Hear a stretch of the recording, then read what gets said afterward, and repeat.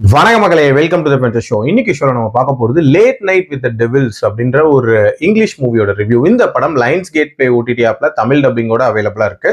இந்த படம் ஒரு வித்தியாசமான ஹாரர் மூவி.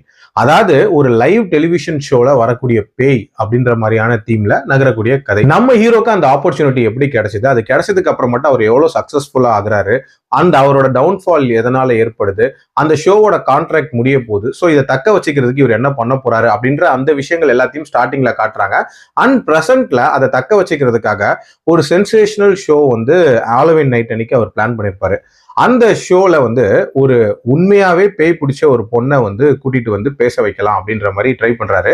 அந்த பொண்ணு பேச ஆரம்பிச்சதுக்கு அப்புறம் என்ன மாதிரியான சம்பவங்கள் நடக்குது, அங்க இருக்கக்கூடிய கெஸ்ட்டுக்கெல்லாம் என்ன ஆகுது, அண்ட் டுவர்ட்ஸ் எண்ட் இவருக்கு என்ன ஆகுதுன்ற மாதிரி நிறைய விஷயங்களை சொல்லக்கூடிய ஒரு படம் தான் இந்த படம். இந்த படத்தை பொறுத்த வரைக்கும் இந்த படத்தோட ஸ்டார்டிங்லேயே ஒரு முன்கதை மாதிரி சில விஷயங்களை சொல்லியிருப்பாங்க. அதாவது இவரோட ஒய்ஃபை பத்தி, இவர் இன்வால்வ் ஆயிருக்கக்கூடிய கல்ட் குரூப்பை பத்தி, இவருக்கு அந்த ஆப்பர்ச்சுனிட்டி எப்படி கிடைச்சதுங்கிறத வச்சு இது மாதிரி நிறைய விஷயங்களை ஸ்டார்டிங்ல சொல்லியிருப்பாங்க.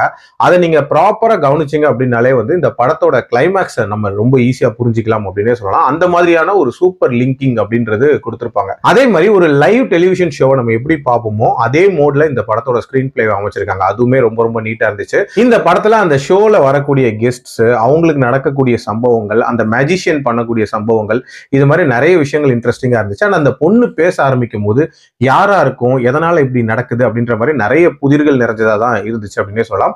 அண்ட் கிளைமேக்ஸ் அப்படின்றதுமே கொஞ்சம் குழப்பமான கிளைமேக்ஸா இருந்தாலும் ரொம்ப நீட்டா முடிச்சிருந்தாங்க. அப்கோர்ஸ் இந்த படம் வந்து ரொம்ப பயமுறுத்துற மாதிரியான ஒரு ஹாரர் அப்படின்றதெல்லாம் இல்ல, பட் ஒரு வித்தியாசமான ஸ்டைல்ல பிரசன்ட் பண்ணப்பட்ட ஒரு ஹாரர் மூவி.